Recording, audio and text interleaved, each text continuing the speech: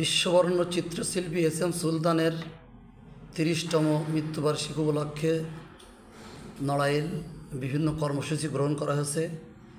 আগামী 10ই অক্টোবর বুধবার 2024 বৃহস্পতিবার 2024 সেই কর্মসূচির সম্বন্ধে প্রাথমিক একটা ধারণা দিচ্ছেন শিল্পী এস.এম. সুলতান স্মৃতি সংগ্রহশালার তত্ত্বাবধায়ক তন্দ্রা মুখার্জি।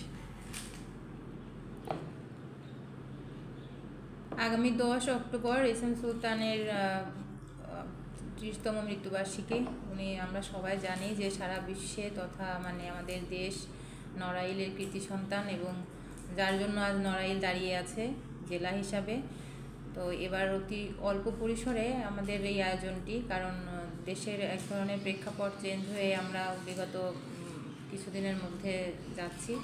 তো সকাল থেকে 12টা পর্যন্ত একটা কর্মসূচি গ্রহণ করা হয়েছে নড়াইলে জেলা প্রশাসন, এস.এম. সুলতান স্মৃতি সংগ্রহশালা, এস.এম. সুলতান ফাউন্ডেশন এবং বাংলাদেশ শিল্পকলা একাডেমি একই সাথে সকলে মিলে আমরা এই আয়োজনটি সফল করব এবং নড়াইলের আপামর জনতা, সাংবাদিক ভাইয়েরা এবং সকলে মিলে আমরা এটি করব। সকালে আমাদের এখানে কোরআন খতম, যেটা প্রতিবারের মতোই হয়ে আসছে, ওইটা থাকবে। তারপর দোয়া অনুষ্ঠান, শ্রদ্ধাঞ্জলি, তার সমাধিতে শ্রদ্ধা জ্ঞাপন, তারপর শিশুদের চিত্রাঙ্কন প্রতিযোগিতা আছে। সেটার পরেই আমাদের এখানে থাকছে আলোচনা অনুষ্ঠান এবং এর পরপরই থাকছে আমাদের নড়াইলের আরেকজন গুণী শিল্পী নিখিল দাস, ওনার পটচিত্র নিয়ে ওনার স্ক্রল চিত্র এবং সাথে পট গান।